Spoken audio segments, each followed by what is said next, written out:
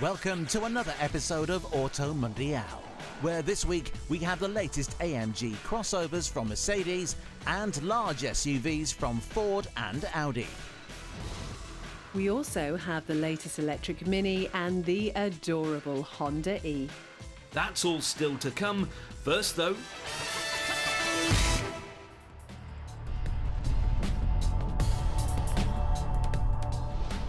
the E46 generation BMW M3 is considered by many to be the best of the breed, in particular the revered CSL version. When it was launched in the early 2000s though, it was only available with BMW's paddle shift SMG gearbox. These days, however, with modern auto boxes shifting quicker than ever before, the old SMGs can feel a little bit old-fashioned and not in keeping with the rest of the car. To combat this, Banbury-based specialist Everything M3s is offering a manual gearbox conversion. Sold as a complete fitted kit, the manual conversion replaces the electro-hydraulic element of the gearbox with a traditional clutch pedal and gear stick using 180 genuine BMW parts. Prices start at £3,500 and the conversion is completely reversible should buyers decide to return their cars to standard form.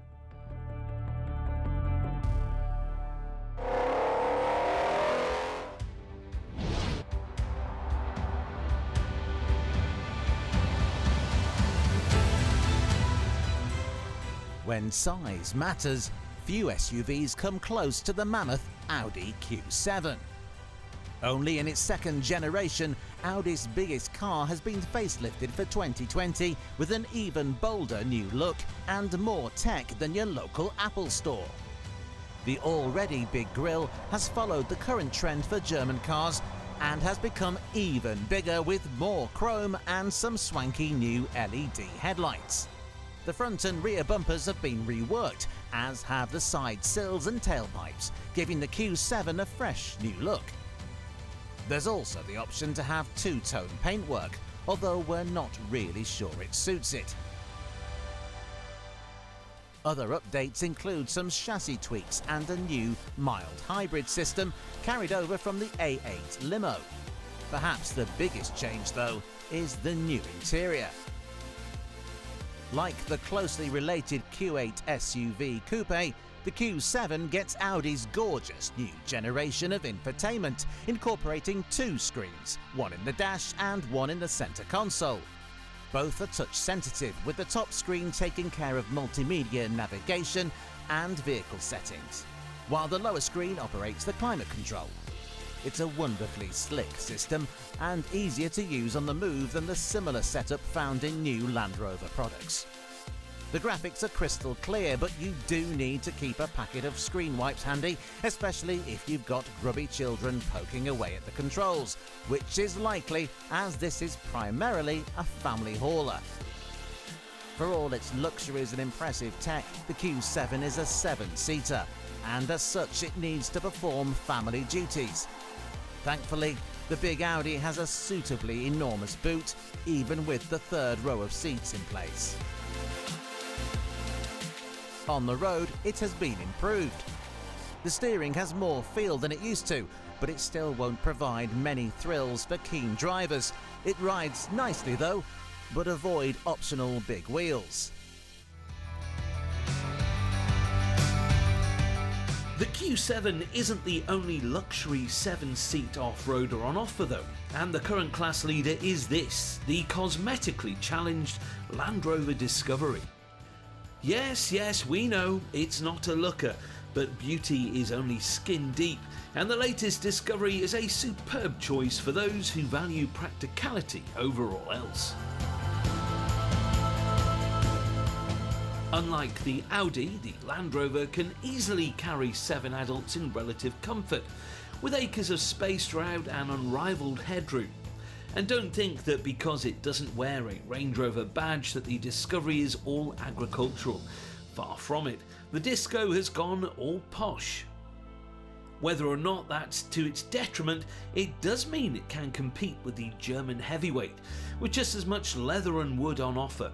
It manages to mix luxury and robust functionality in that unique Land Rover way. Quality is first rate, and you get the sense the whole cabin was designed with families in mind. All 3 rows of seats are electrically foldable from an app, and cargo space is simply unbeatable in this class.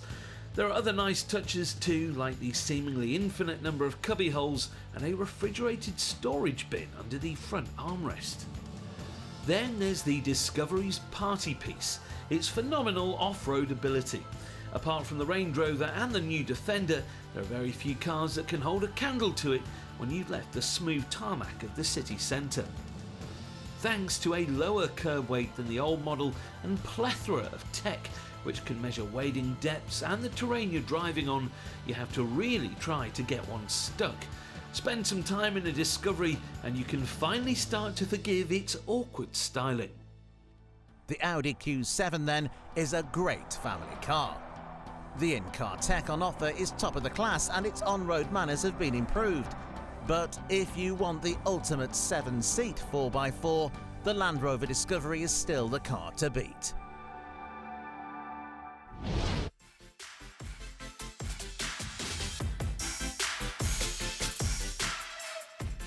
Until fairly recently, electric car choices were limited to either expensive premium models or dreary little city cars that were neither cheap nor cheerful.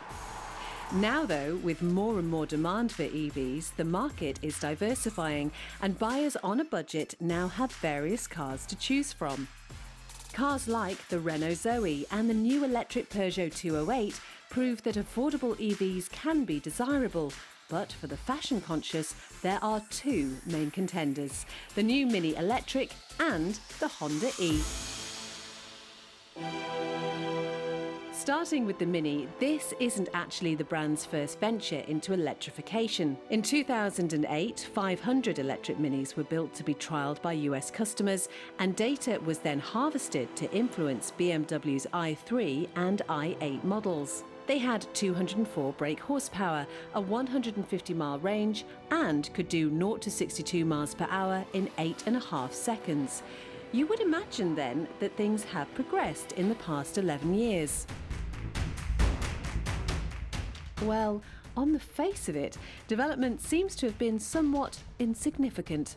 The new Mini Electric is down on power versus the old one at 181 bhp. The range is slightly smaller too, at 145 miles.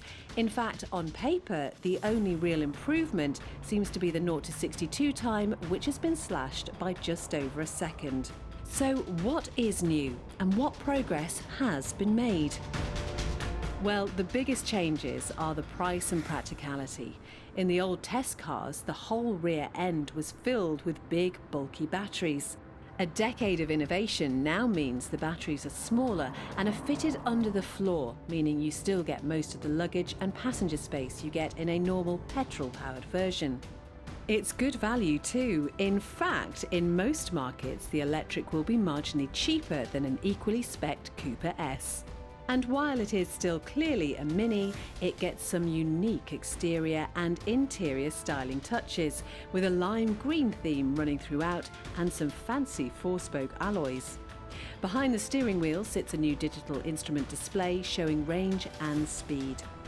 Otherwise, it's all pretty standard stuff, meaning you get terrific Mini build quality with tons of options and some pretty fancy materials.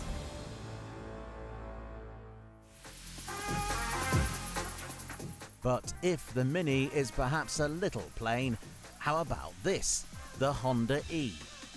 Honda claims it isn't a retro design, but it's impossible not to be reminded of an original Mark I Civic or old Honda City. It is adorable, with its circular headlights and friendly face, and inside it's just as stylish, with an array of vast screens covering the full width of the cabin. The 2 at the ends are screens for the door cameras in place of traditional mirrors. The other screens do all the usual infotainment things, but they can also be used for fun.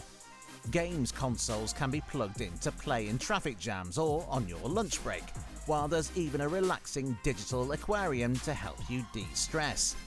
Elsewhere in the cabin, there's some wonderful eco-friendly upholstery and some very convincing fake wood.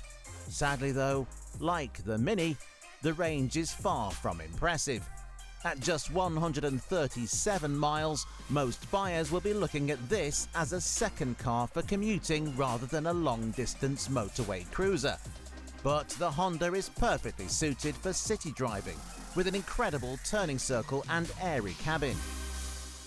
For now then, the smart money will go for the cheaper Renault Zoe, Peugeot E208 or Vauxhall Corsa E. They may not be quite as cute, but they offer hugely superior ranges at a much lower price point. The Mini and the Honda may look good, but they're hard to recommend to those buying an EV as their only car. After the break, Merc's latest quick crossover and the Ford Expedition.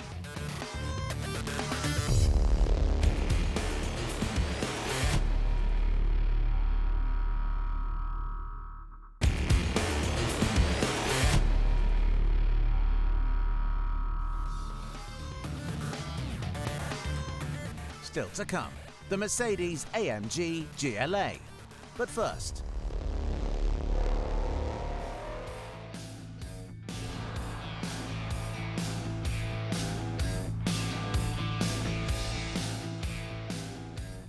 America loves its SUVs, and naturally in the land of biggest is best, it's the larger models that grab the headlines. This is the latest Ford Expedition, and by European standards at least, it's massive. It has 3 spacious rows of seating, a huge boot and bold styling that's guaranteed to get you noticed. We know we shouldn't, but we rather like it.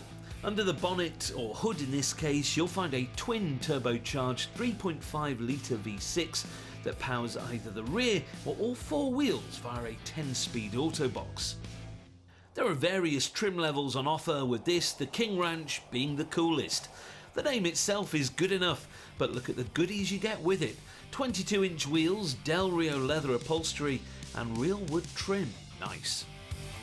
Base models start at $54,000, while the top spec King Ranch and Platinum models are $74,000 and $75,000 respectively. That may sound like a lot, but this is a lot of car.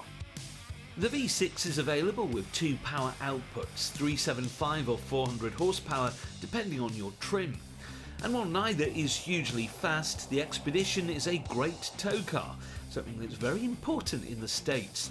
It can tow well over 4 tons, more than any of its rivals, and yet Ford still claims a respectable 24 combined MPG. Inside the plush cabin, the big Ford is every bit as spacious as its dimensions would suggest. There's leather everywhere, but it's let down by acres of nasty, cheap-feeling plastics. It looks good though, with a big square dashboard matching the exterior styling. All models get an excellent 8-inch infotainment system with every bit of connectivity and smartphone compatibility imaginable. There's also an option to upgrade to rear seat entertainment screens, perfect for those long interstate journeys. Better yet, it's packed to the rafters with safety tech, with all the autonomous braking equipment and active warnings you can imagine.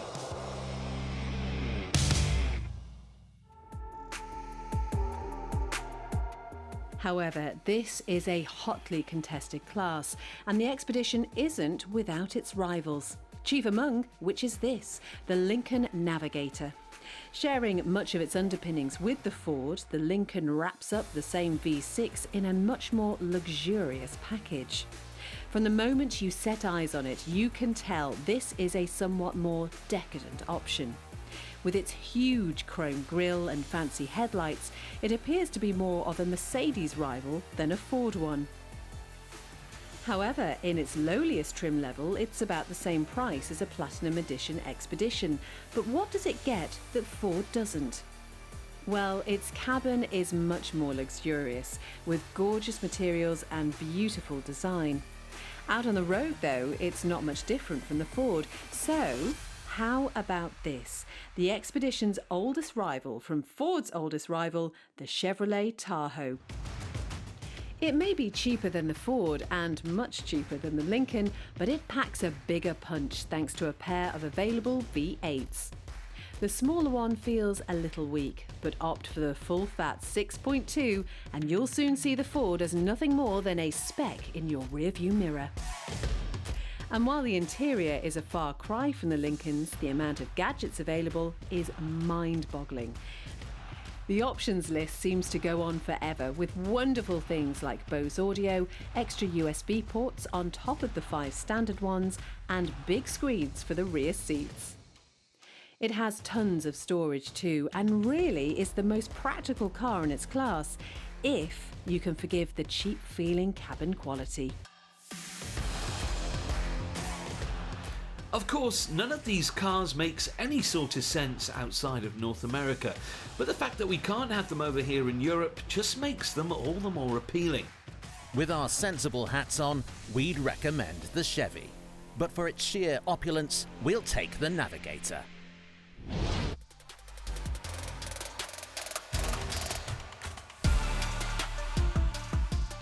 If you're after a small, fast SUV, there are currently plenty to choose from.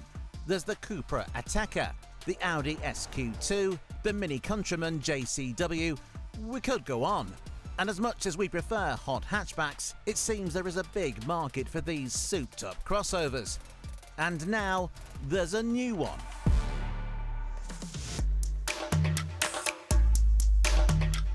This is the new Mercedes-AMG GLA 35. And it follows a familiar recipe, like the 300 horsepower 2-litre Mini Countryman and the 300 horsepower 2-litre Audi SQ2 and the 300 horsepower 2-litre Volkswagen T-Roc R. The GLA gets, you guessed it, a 300 horsepower 2-litre engine, good for 0 to 62 miles per hour in 5.1 seconds. Nothing out of the ordinary there then. And the lack of surprises continues with a 4-wheel drive system borrowed from the A35 hot hatch, and an 8-speed automatic gearbox complemented by a series of driving modes ranging from normal to Sport Plus.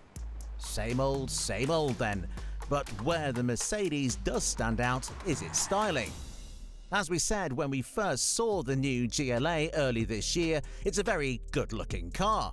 Where the old model just appeared to be an A-Class on stilts, much more effort has been put into this new car to help it stand out from the hatchback on which it's based. It has a much more SUV-like stance. Its whole body is taller than an A-Class, with a much higher roofline. The wheelbase is shorter than the old cars too, making it look squatter and more purposeful. And this being an AMG product, it gets some extra bits over the regular GLA. It gets AMG's signature Panamericana grille at the front, sitting above a wider intake in the bumper. 19-inch wheels come as standard, with these massive 21s an option that's probably best left alone. The interior is a cut above the rest in this class too, with top-spec cars getting the wonderful full-size infotainment screens and plenty of leather and aluminium. The 35 then is exactly what we were expecting then. A well-appointed, quick crossover to rival the myriad of others in this class.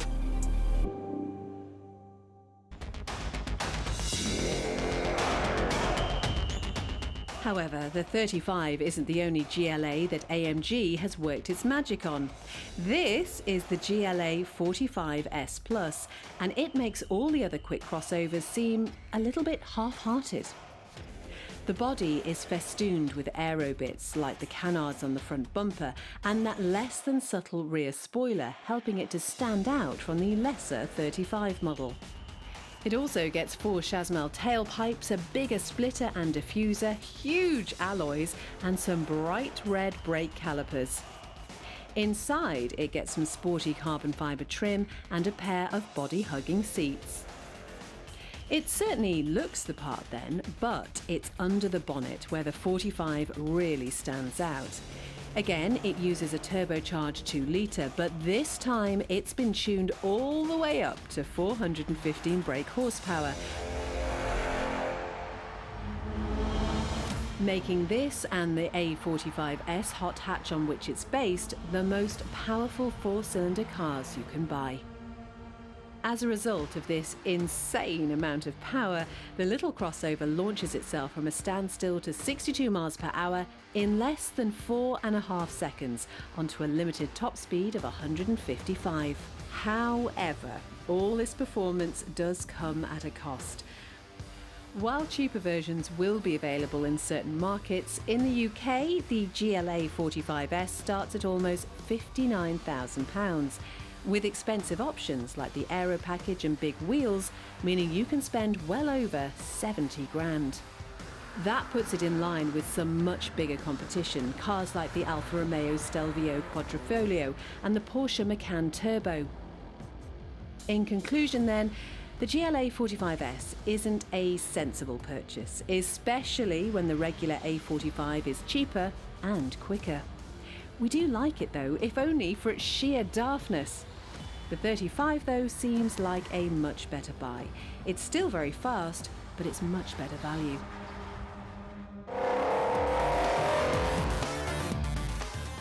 Join us again next week on AutoMundial as we get our first glimpse at the McLaren F1's spiritual successor, the all-new GMA T50.